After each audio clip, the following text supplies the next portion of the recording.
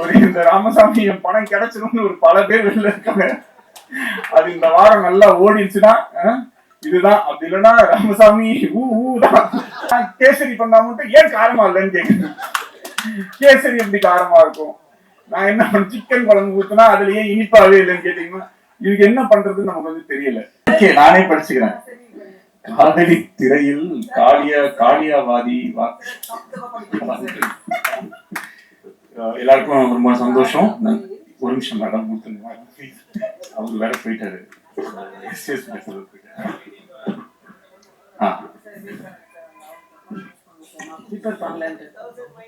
காதலை திரையில்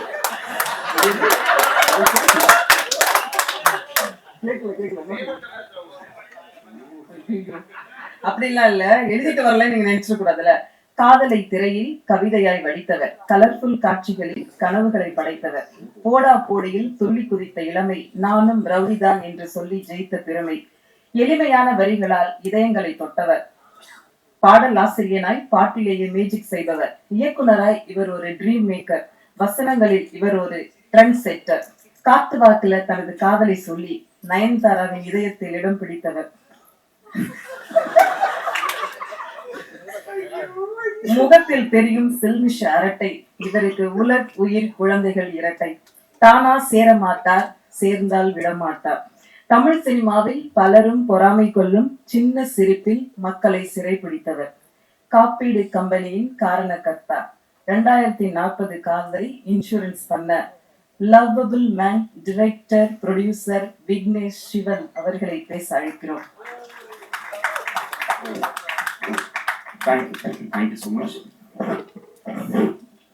நேற்று ஒரு இன்டர்வியூல நான் சொல்லியிருந்தேன், இந்த ஒரு ஸ்டேஜ்ல ஒரு வடிவேல் ஃபைட்ல வந்து அவர் எப்படி கப்பு வாங்கிட்டு நியாயமா இந்த கப்பு எனக்கு தான்டா சொந்தம், எவ்வளவு அடி வாங்கியிருக்கேன் பாடுறான்ற மாதிரி இந்த படம் ரிலீஸ் ஆனதே வந்து எனக்கு ஒரு பிளாக் பஸ்டர்.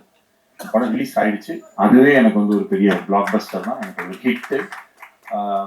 ஏன்னா எப்பயுமே கொஞ்சம் கனவு பெருசா இருந்துச்சுன்னா அது கொஞ்சம் கஷ்டமா தான் இருக்கு.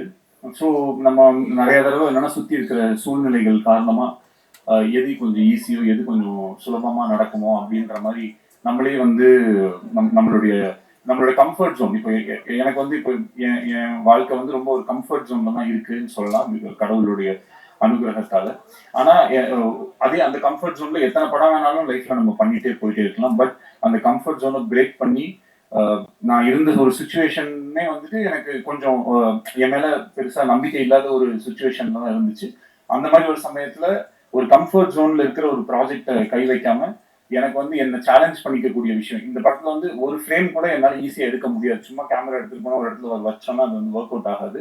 அதுல ஏதாவது ஒரு மெனக்கடலாவது இருக்கும். அதுல அட்லீஸ்ட் ஒரு காஸ்டியூமாவது கரெக்டா இருக்கணும், இல்ல பின்னாடி இருக்கிற விஷயங்கள் கரெக்டா இருக்கணும், இல்ல அதுல இதுக்கப்புறம் வரப்போற அந்த சிஜி கரெக்டா இருக்கணும், இல்ல அங்க இருக்கிற ஒரு மேக்கப்ல ஏதாவது விஷயம் கரெக்டா இருக்கும், இல்ல பேச போற டைலாக்ல ஏதாவது ஒரு ஃபியூச்சரிஸ்டிக்கான ஒரு விஷயமா இருக்கும். இந்த மாதிரி ஏதாவது ஒரு வேலையாச்சும் எக்ஸ்ட்ரா பண்ணணும் அப்படின்ற மாதிரி அப்படி பண்ணா மட்டும்தான் இந்த படம் கொஞ்சம் கன்வின்சிங்கா இருக்கும். இல்லைன்னா நம்ம சும்மா சொல்லலாம் 2040 நடக்கிற மாதிரி அப்படின்ட்டு. அப்புறம் இப்ப இந்த ஃபிலிம் ரிலீஸ் ஆச்சு. ரிலீஸ் ஆகும்போது நிறைய நல்ல ரிவ்யூஸ், நிறைய பாசிட்டிவான ஃபீட்பேக்ஸ், நிறைய பாராட்டுகள் அதெல்லாம் இருக்கிற அதே சமயத்துல சில பேருக்கு வந்து இந்த ஃபிலிம் வந்து கொஞ்சம் ஸ்லோவா இருக்கு, கொஞ்சம் லேகா இருக்கு, இந்த மாதிரி சில விஷயங்களுமே வந்து நான் பார்க்க தான் செய்யறேன். ஸோ எப்பயுமே இந்த மாதிரி ஒரு ஹை கான்செப்ட், ஒரு ஏதாவது ஒரு கொஞ்சம் ஒரு ரெகுலரா நம்ம அந்த ஒரு அரைச்சமாவை அரைக்காம ஏதாவது ஒரு புதுசா விஷயம் சொல்லணும்னா அதற்கான இப்போ ஒரு ஃபிளைட்ல நம்ம ஏறுறோம்னா முதல்ல வந்து அந்த சீட் பெல்ட்டை போடுங்க, இந்த இதை பண்ணுங்க, அதெல்லாம் சொல்லும் போது கொஞ்சம் அந்த இடத்துல ஒரு தொய்வடைய தான் செய்யும். பட் அந்த ரூல்ஸ் எல்லாம் தெரிஞ்சதுனால அதுக்கப்புறம் இருக்கக்கூடிய விஷயங்கள் இருக்கும். ஸோ படத்துல சில இடங்கள்ல சில காட்சிகள்ல வந்துட்டு கொஞ்சம் மெதுவாகவோ இல்ல கொஞ்சம் புரிய வைக்கிறது. ஏன்னா ஒரு திரைப்படம்ன்றது ஒரு வெறும் ஒரு கொஞ்சம் பேர் மட்டும் பார்க்கக்கூடிய விஷயம். அது எல்லா ஏஜ் குரூப்ஸ், எல்லா விதமான மக்களுமே வந்து பார்ப்பாங்க.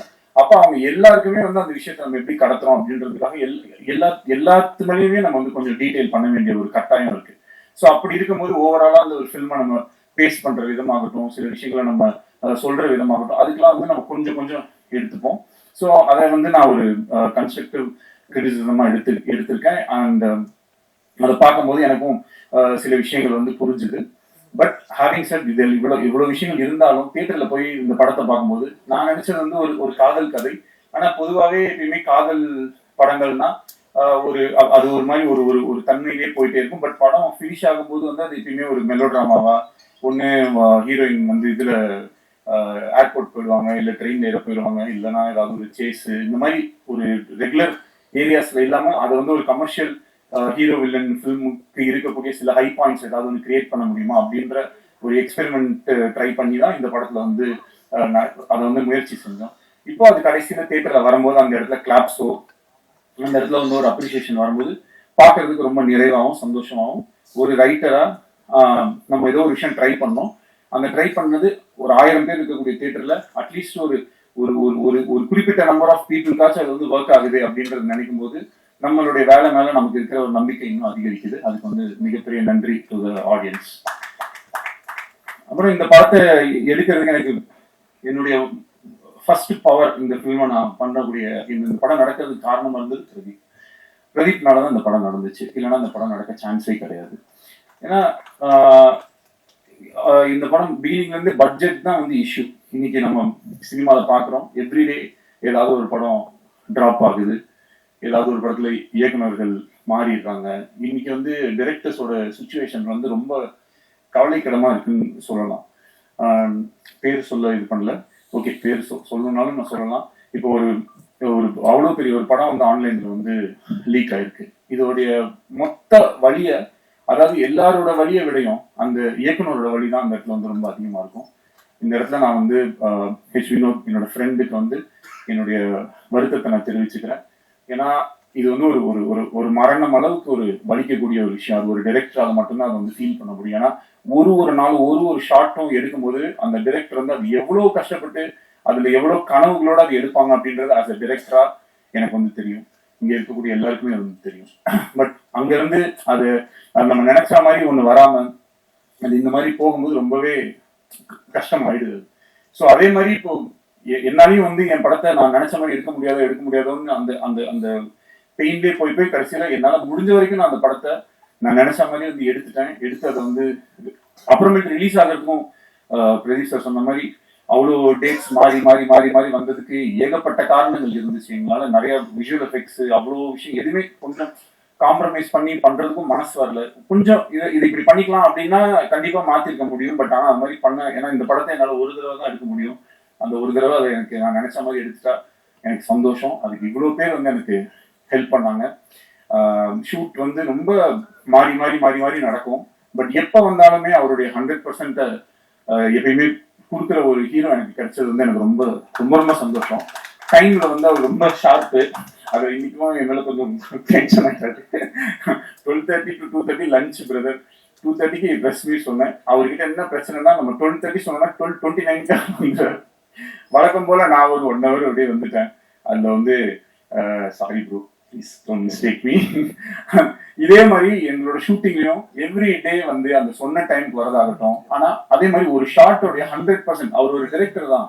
என்கிட்ட சொல்லலாம், ப்ரோ இது ஓகே ப்ரோ, இது இங்க இருந்து க்ளோஸ் கட் பண்ணிக்கோங்க அப்படின்னு ஈஸியா சொல்லிட்டு போயிடலாம். நானே ஏதாவது சின்ன ஆட்லாம் ஏதாவது நடிக்கிறது போவேன் கை செலவுக்கு. அப்போ வந்து அவங்க ஏதாவது ஒன்று சொல்லுவாங்க. அப்ப நான் சொல்லும்போது ப்ரோ ஓகே ப்ரோ இவ்வளவு தானே கட் பண்ணுவீங்க அப்படின்னு நான் சொல்லிட்டு நான் எஸ்கேப் ஆயிடுவேன். ஆனா இவர் வந்து நான் எத்தனை தடவை எதை கேட்டாலும் வந்து அது அவரோட அந்த இடத்துல வந்து ஒரு ஹீரோ, நான் வந்து ஒரு நடிக்க வந்திருக்கேன், நான் என் வேலையை தான் பண்ணுவேன்ற மாதிரி பண்றது வந்து ரொம்ப ஆச்சரியமா இருந்தது எனக்கு. அப்புறம் ஒரு குறிப்பிட்டு சொல்லணும்னா என் படத்துல வந்து ஒரு ஸ்விம்மிங் பூல்ல இருக்கிற மாதிரி ஒரு சீக்வன்ஸ் ஒன்று வந்துச்சு. தண்ணிக்குள்ள இருக்கணும். இதுவே ஒரு ஆக்ஷன் ஃபிலிம்ல நான் அந்த சீக்வன்ஸ் எடுத்திருந்தா மேபி அது வேற மாதிரி இருக்கு. இது ஒரு லவ் ஸ்டோரின்னும் போது எல்லாருமே பிளஸ் இந்த ஜாலியான படம், கலர்ஃபுல்லான படம் தான். அது என்னமோ எடுக்கிறது ரொம்ப ஈஸியாகவும் அது ரொம்ப விளையாட்டுத்தனமா எடுப்போன்ற மாதிரியுமே ஒரு பெர்செப்ஷன் இருக்கும். இதே ஒரு காட்டுல போய் ரொம்ப புழுதியில அப்படின்னு கஷ்டப்பட்டு இருக்கிற மாதிரி படம்னா அது ரொம்ப கஷ்டப்பட்டு எடுத்த மாதிரி படமாகவும், ஃபாரின்ல எல்லாம் போய் எடுத்தோம்னா அது ரொம்ப ஈஸியான படமாகவும் ஒரு பெர்செப்ஷன் இருக்கு. எல்லா படம் எடுக்கிறதும் கஷ்டம் தான். இப்ப இந்த மாதிரி ஒரு படத்துல இந்த மாதிரி ஒரு சீக்வன்ஸ், ஒரு ஆக்ஷன் சீக்வன்ஸ்க்கு நிகரா உயிருக்கே ஆபத்தார அளவுக்கான ஒரு சீக்வன்ஸா தான் அது வந்து எங்களுக்கு இருந்துச்சு. ஏன்னா கிட்டத்தட்ட அந்த கேமரா உள்ள எடுத்துட்டு போய் ஒரு நிமிஷம் 1.5 நிமிஷம் அவர் மூச்சு வந்து தம் கட்டி வந்து நடிக்கணும். நைட்டு ஃபுல்லாமே அதை வந்து பண்ணிட்டு இருந்தாரு. அண்ட் நானும் ஸ்விம்மிங் பூல்ல தான் வந்து இருந்தேன். ஸோ ஒரு தடவை சரி ஓகே இது எவ்வளவு கஷ்டம் அப்படின்னு சொல்லிட்டு நம்ம ட்ரை பண்ணி பார்ப்போம்னு சொல்லி உள்ள போனேன். உயிருக்கு பயந்து நான் உடனே வெளியே வந்துட்டேன். ஆனா அவ்வளவு தடவை பண்ணி காலையில 5:30 6 மணி வரைக்குமே வந்து அந்த சீக்வன்ஸை அவர் பண்ணி முடிச்சுட்டு கூட ஏன் ப்ரோ என்னை போட்டு டார்ச்சர் பண்றீங்கன்னு சொல்லுவாருன்னு பார்த்தா அப்புறம் ஓகேவா கரெக்டா வந்துச்சா எடுத்துக்கலாமா இன்னும் ஏதாவது எடுத்துக்கலாமா அப்படின்னும் போது ஒரு டிரெக்டர்ஸ் ஆக்டராகவும் ஒரு டைரக்டராகவும் அந்த இடத்துல வந்து அவர் என்ன ரொம்ப இந்த மாதிரி நிறைய நான் ரொம்ப லைஃப் டைம்ல வந்து என்னால மறக்க முடியாத நிறைய மொமெண்ட்ஸ் வந்து எனக்கு பிரதீப் கொடுத்துருக்காரு. அதுக்கு வந்து ஹார்ட்ஃபெல்ட் தேங்க்ஸ். இன்னைக்கு இந்த படத்துக்கு வந்து மிகப்பெரிய ஓப்பனிங். ஏன்னா மேபி இந்த படம் வந்து டிரெக்டட் பை வேற ஏதாவது ஒரு பேர் போட்டிருந்தா இன்னும் பயங்கரமா கூட ஓப்பன் ஆயிருக்கலாம், சொல்ல முடியாது. பிரதீப் ரங்கநாதன் அப்படின்ற ஒரு பேருக்காக ஆடியன்ஸ் அந்த ஓப்பனிங் வந்து என்னதான் டிலேஸ் அப்படி இப்படி இருந்தாலும் அந்த அளவுக்கு வந்து இந்த படத்தை ஆதரவு கொடுத்துருக்காங்க. அந்த ஓப்பனிங்க்கு அவ்வளோ அந்த ஃபேன்ஸோ அவங்களுடைய விஷயங்கள் எல்லாமே வந்து ரொம்ப ரொம்ப பாசிட்டிவா இன்னைக்கு வந்து அமைஞ்சிருச்சு. இப்போ இந்த வீக் என்ன பொறுத்த வரைக்கும் இந்த படம் வந்து ஒரு லாங் ரன் போகும், அதற்கான எல்லா தகுதியும் பொட்டன்ஷியலும் இந்த ஃபிலிம்ல இருக்கு அப்படின்றத நான் நம்புறேன். இன்னும் இந்த வீக்கெண்டுமே வந்து பயங்கரமா வந்து இந்த படம் எல்லாமே 10 வருஷம் முன்னாடி எடுத்த படத்தை எடுத்து ரீரிலீஸ் பண்ணிட்டு இருப்பாங்க. நான் இப்ப ஓடிட்டு இருக்கிற படத்தையே திருப்பி 17 தேதி ஃபர்ஸ்ட் டே மாதிரி ஒரு ஓப்பனிங் வாங்கணும் அப்படின்ற மாதிரி எனக்கு ஒரு ஆசை. இன்னும் கொஞ்சம் பயங்கரமா இது ஒர்க் அவுட் ஆகும். ஏன்னா நிறைய கொஞ்சம் மிக்ஸ்டு ரிவ்யூஸ் இந்த மாதிரிலாம் இருக்கு. அது படத்தை போய் பார்க்கும்போது மேபி இன்னும் பெட்டரா இருக்கலாம். இந்த ஒரு ஆல்ரெடி சில மைண்ட் செட்டோட பார்க்கும்போது எவ்வளவு அழகான இப்போ என்னது ஸ்வீட்டா கேவலமா இருக்கு அப்படின்னு சொல்லி குலாப் ஜாமுனை கொடுத்தா மேபி சாப்பிடும் போது அப்படி தோன்றதுக்கும் வாய்ப்பு இருக்கு. அந்த மாதிரி சும்மாவே ஏதாவது ஒரு விஷயத்த சொல்லி சொல்லி சொல்லி சொல்லி அது பண்ணும்போது அது கரெக்டா போக மாட்டேங்குது. எந்த விதமான மைண்ட்ல எதுவும் இல்லாம இந்த படத்தை நீங்க போய் நேரா தியேட்டர்ல உட்காந்து பாத்தீங்கன்னா கண்டிப்பா வந்து ரசிப்பீங்க அப்படின்றது வந்து நம்பலாம். என்னுடைய வேர்டை நீங்க வந்து நம்பலாம். அண்ட் ப்ரோ இந்த ஃபில்மும் வந்து கூடிய சீக்கிரம் உங்களுடைய 100 crore கிளப்ல வரும். கான்ஃபிடன்ஸா இருங்க, நிச்சயம். நெக்ஸ்ட் வந்து கிருத்தி, சின்ன பொண்ணு. கிருத்தி அவங்க அம்மாவுமே கொஞ்சம் சின்ன பொண்ணு தான். 2 பேரும் வந்து பாத்தீங்கன்னா செட்ல அவங்கள வந்து அவங்கள எப்படின்னா ஒரு குழந்தைய ஹேண்டில் பண்ற மாதிரி தான் நம்ம நிறைய தடவை ட்ரை பண்ணிருப்போம். அதே நேரத்தில் நிறைய தடவை மிஸ்ஸும் ஆயிரும். அப்போ வந்து கொஞ்சம் அப்பப்போ ஒரு சின்ன முன்ன பின்ன இப்படி இருந்தாலும் அந்த ஒர்க்கை பண்ணும்போது இந்த கைண்ட் ஆஃப் டெடிகேஷன் அண்ட் அதே ஸ்விம்மிங் பூல் சீக்வன்ஸ் பண்ணும்போது எங்கேயோ ஒரு இடத்துல ஷூட்டிங் பண்ணிட்டு அந்த டேல அங்கே ஷூட் முடிச்சு நைட்ல இங்க வந்து ஷூட் பண்ணிட்டு ஒரு நாள் கூட வந்து அந்த ஒரு இப்படி ஏதாவது ஒரு காரணம் சொல்ற மாதிரி அந்த மாதிரிலாம் எதுவுமே இல்லாம எப்பயுமே she was very sweet and I really love working with. And அவங்கள ஃப்ரேம்ல அப்படி நம்ம வச்சோம்னாலே வந்து அந்த அளவுக்கு ஒரு அழகு. சாதாரண ஒரு ரோட்ல தான் ஷூட் பண்ணிட்டு இருந்தோம் மலேசியால. அது ரவிவர்மன் சாரோட மேஜிக் வந்து எப்பயுமே எப்படி இருக்கும்னா நிறைய லைட்ஸ் நிறைய இது அப்படிலாம் போட்டு பயங்கரமா காம்ப்ளிகேட்லாம் பண்ண மாட்டாரு. அது அவருக்கு வந்து அவர் ஒரு கிஃப்டட் டேலண்ட். ஸோ அதை ரொம்ப ஈஸியா ரொம்ப அழகா வந்து ரொம்ப இப்படின்றதுக்குள்ள அவரால் வந்து ஒரு எக்ஸ்ட்ராடினரி ஷாட்டை வந்து கம்போஸ் பண்ண முடியும். ஸோ அவருடைய அந்த ஒர்க்ல கிருத்திய வந்து காமிச்ச விதமாகட்டும், இந்த படத்துல வந்து நடிச்ச மற்ற நடிகர்கள் எல்லாமே நம்மளுடைய கௌரி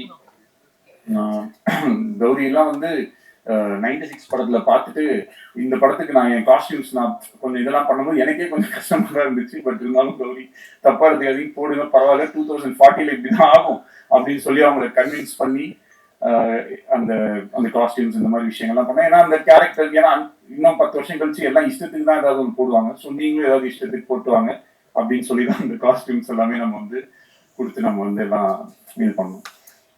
ஸோ ஓவராலா இந்த ஃபில்மை நிறைய பேர் வந்து ரொம்ப கஷ்டப்பட்டு எடுத்திருக்கோம். இந்த ஃபில்ம் நடக்கிறதுக்கு ரொம்ப மெயின் ரீசனா இருந்த லலித் சார். அவர் மட்டும் இந்த படத்தை அன்னைக்கு டேட்ல வந்து ஸ்டார்ட் பண்ணலாம் அப்படின்னு சொன்னா இன்னைக்கு வரைக்கும் நான் அது ஒரு இன்சூரன்ஸ் கம்பெனி கதை வச்சிருக்கேன் போது இது பண்ணலான் இருக்கேன்னு சொல்லிட்டு இந்த 2 இயர்ஸையும் அப்படியே நான் தள்ளிட்டு போயிருக்கோம். எனக்கு வேற ஆப்ஷனே இருந்திருக்காது. அவர் மனசு வைக்கலைன்னா இந்த படம் நடந்திருக்காது. இன்னைக்கு இந்த படத்தை நல்லபடியா ரிலீஸ் பண்ணி கொடுத்ததுக்கும் இந்த படத்தை ப்ரொடியூஸ் பண்ணி கொடுத்ததுக்கும் எங்க எல்லாருக்கும் பக்கபலமா இருந்து சப்போர்ட் பண்றதுக்கும் ரொம்ப ரொம்ப தேங்க்யூ லலித் சார். அண்ட் நடிச்ச மக்கள் அப்புறம் மெயினா my other technicians Pradeep Raghav மாதிரி ஒரு எடிட்டர் எனக்கு கிடைச்சது வந்து மிகப்பெரிய ஒரு லக்கு. அண்ட் ஒரு நிறைய காம்ப்ளிகேஷன்ஸ் இருந்துச்சு இந்த ஃபிலிம்ல. எனக்கு சில டவுட்ஸ் இருந்தது, என்னோட கான்ஃபிடன்ஸ் லெவலும் ரொம்ப கம்மியா இருந்தது. அப்போ நான் வந்து எனக்கு ஏதாவது டவுட் இருந்துச்சுனாலோ இது ஒர்க் ஆகலையா, இந்த ஆர்டர் ஒர்க் ஆகுதா இல்லையா அப்படின்றத வந்து இன்னைக்கு பல்ஸ்ல இருக்கக்கூடிய பிரதீப் ராகவ் கிட்டயுமே நான் வந்து நிறைய தடவை வந்து கேட்பேன். ஸோ அப்போ அவங்க வந்து வருவாங்க, எடிட்ல வருவாங்க, உட்காருவாங்க, பார்ப்போம், அனலைஸ் பண்ணுவோம். ஒரு வெர்ஷன் கட் பண்ணி பார்ப்போம், இப்படி கட் பண்ணி பார்ப்போம். இந்த மாதிரி விஷயங்கள்லாம் ரொம்ப பண்றதுக்கு அண்ட் அவர் வந்து இந்த ஒரு படத்துக்கே வந்து ஒரு 10 படத்தோட வேலையை செஞ்சிருப்பாரு. அதுக்கு ரொம்ப ரொம்ப நன்றி பிரதீப் ராகவ். முத்துராஜ் சார், உங்களுடைய production design and then costumes, அப்புறம் சிஜி ஒர்க் பண்ண மேங்கோ போஸ்ட் வந்து இந்த படத்துடைய இது வந்து இந்த ஒரு படத்துல வந்து இந்த செந்தில் கிட்ட வந்து 30 ரூபா கவுண்டர் பண்ணி கொடுத்துட்டு, டேய் இந்த 30 ரூபா நீ வச்சுக்கோ அப்படின்னு, டெய்லி ஒரு ரூபாய் நான் எடுத்துப்பேன், ஓகே அப்படின்னு சொன்னோம். அந்த மாதிரி நாங்க போஸ்ட்ல முதல்ல ஒரே ஒரு ரோபோ மட்டும் பண்ணணும் பிரதர் அப்படின்னு சொல்லிட்டு உள்ள போனோம். அப்புறம் அங்க இருந்து எனக்கு கையில ஒண்ணு வரும், அதுவும் பண்ணி அப்படியே இது பண்ணுங்கன்னு சொன்னோடனே அப்படியே என்னதான் கேட்டோமோ எல்லாத்தையுமே நான் வந்து பேசின பட்ஜெட்ல எனக்கு வந்து ரொம்ப ஒரு ஒரு பாயிண்ட்டுக்கு மேல அவங்களுமே இந்த ஃபிலிம்குள்ள ஒரு லவ்ல வந்துட்டாங்க. So I am always grateful to you Ram. Thank you so much for helping me to achieve this film. And என்ன எஸ்ஜே சார் போயிட்டாரு. Okay, so SJ Suryah sir வந்து எந்த அளவுக்கு வந்து ஒரு சப்போர்ட்னா 2018 இந்த ஃபில்ம் நான் பண்ண ட்ரை பண்ணிட்டு இருந்த போதுல இருந்து அவர் தாங்கிறதுல நான் ரொம்ப ஃபிக்ஸ் ஆயிட்டேன். அவரு வந்து கொஞ்சம் he was a very he is always a very expensive artist தான். பட் ஆனாலும் எனக்கு வந்து அவரை தவிர இந்த ரோல்ல வேற யாரையுமே என்னால இமேஜின் பண்ண முடியல. ஸோ எனக்கு அவர் தான் வேணும் அப்படின்றதுல வந்து நான் டிசைட் பண்ணிட்டேன். அதுக்கப்புறம் அவரு ரொம்ப அழகா, அவருக்கு பயங்கர பிஸி, ஆனாலும் அதுக்கு நடுவில் அவர் சொன்ன மாதிரி நிறைய டேட்ஸ் எனக்கு கொடுத்து என்னை அகாமடேட் பண்ணி இந்த படத்தை வந்து அவர் வந்து எனக்கு ஹெல்ப் பண்ணி கொடுத்தாரு. அதுக்கு வந்து என்னைக்குமே நான் நன்றி கடன் பட்டிருக்கேன். சீமான் அண்ணன் ரொம்ப ரொம்ப ஒரு நல்ல மனிதர். அவரோட ஒர்க் பண்ண ஒரு நாளுமே வந்து ரொம்ப ஹாப்பி. ஒரு அரசியல்ல இருக்கக்கூடிய ஒரு மிகப்பெரிய ஒரு தலைவர், ஆனா ஒரு நாள் கூட அவருடைய அரசியலையோ இல்லை அவருடைய மைண்ட்ல இருக்கிற ஐடியாலஜிஸையோ அந்த மாதிரிலாம் எதுவுமே எங்ககிட்ட வந்து யாருக்கிட்டையுமே பேசாம எங்களுக்கு என்ன தெரியுமோ, எங்களுக்கு என்ன பிடிக்குமோ அந்த மாதிரி எங்களோட ரொம்ப ஒரு ஃப்ரெண்ட்லியா ரொம்ப பழகினாரு. படத்துல நிறைய விஷயங்கள்ல வந்து எப்படின்னா ஒரு அப்பா பையன் அப்படின்னும் போது சில டைலாக்ஸ் பேசுவோம். அதுக்கு பையன் கேரக்டர்ல இருக்கனால ஒரு சின்னதா கிண்டல் பண்ற மாதிரியோ இல்லை ஏதோ ஒரு கவுண்டர்ஸ் இருக்கும். அதெல்லாம் வந்து ரொம்ப நான் கேட்டுக்கிட்டேன், இது ஓகேவாங்க, ஏன்னா தம்பி படத்துல என்ன நான் அப்பா பையன் இப்படி தானே பேசுவாங்கன்னு சொல்லி அது ரொம்ப என்னை வந்து என்னோட வேலையை ரொம்ப ஈஸியா செய்யறதுக்கு வந்து அலோவ் பண்ண சீமான் அண்ணனுக்கு ரொம்ப நன்றி. அண்ட் மற்றபடி என்னோட ஏடிஸ் ஒர்க் பண்ண எல்லாருமே, Parvathy, Harish, Lenin, Binu, Prasanna and all camera சைட்ல வந்து நிறைய சின்ன சின்ன ஒர்க்ஸ் எல்லாமே சில சீக்வன்சஸ் அப்பெல்லாம் வந்து எனக்கு சத்யன் சூரியன் ஹெல்ப் பண்ணாரு, நீரவ் ஷா ஹெல்ப் பண்ணாங்க. இந்த மாதிரி நிறைய பேரோட ஹெல்ப்னால தான் இந்த ஃபிலிம் வந்து நடந்திருக்கு. அவங்க எல்லாரையுமே இந்த நேரத்தில் வந்து நான் நன்றி சொல்லிக்கிறேன்.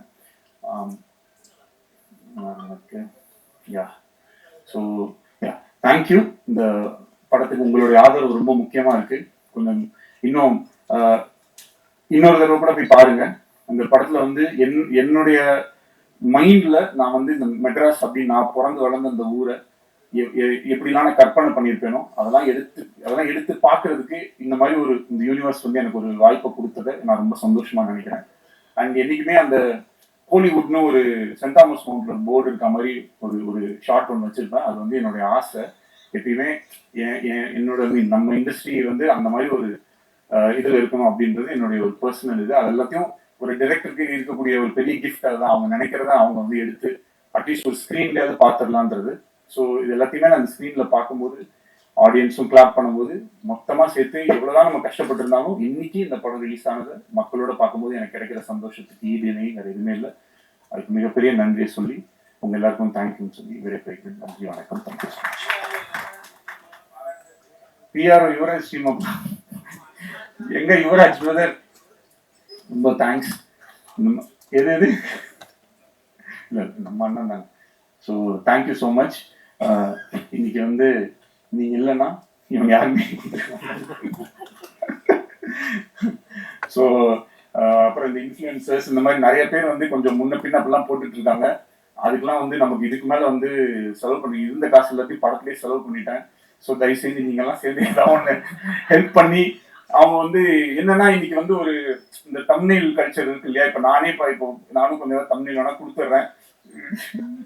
கதறி போட்டுருங்க, மேடையை உடைத்த மாதிரி ஏதாவது போடுறதுக்கு எதையாவது ஒன்று போட்டு கொஞ்சம் ஹெல்ப் பண்ணுங்க. ஏன்னா ஒரு இப்ப எதை பார்த்தாலுமே அது என்னன்னா அந்த தமிழ்ல வந்து ஐயோ படம் ரொம்ப அப்படின்னு ஆரம்பிச்சாரா உள்ள போனது ரொம்ப கேவலமா இருக்குன்னு நினைச்சேன். ஆனா ஆக்சுவலா நல்லா தான் இருக்கு, சூப்பரா இருக்கு அப்படின்னு சொல்லி அப்படிதான் அந்த வீடியோவே ஸ்டார்ட் பண்றாங்க.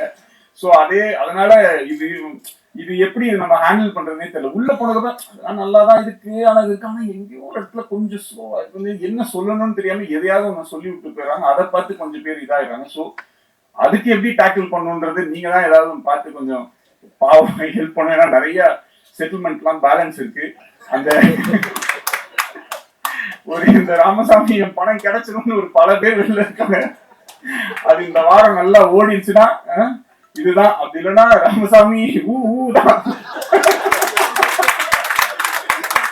அதனால தயவு செஞ்சு கொஞ்சம் நீங்களாம் உங்க வீட்டு பிள்ளையா நினைச்சு இது மாதிரிதான் இப்ப நிலைமை வந்து அந்த லெவலுக்கு எல்லாம் இருக்கு.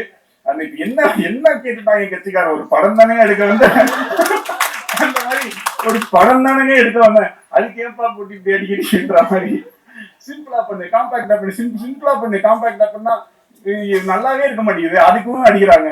நான் எப்ப பார்த்தாலும் இதே மாதிரி எடுத்துக்கிட்டே இருக்கீங்க. புதுசா ஒண்ணு பயங்கரமா பண்ணா அதுல எது இல்லையோ, நான் கேசரி பண்ணா மட்டும் ஏன் காரமா இல்லைன்னு கேக்குறேன்.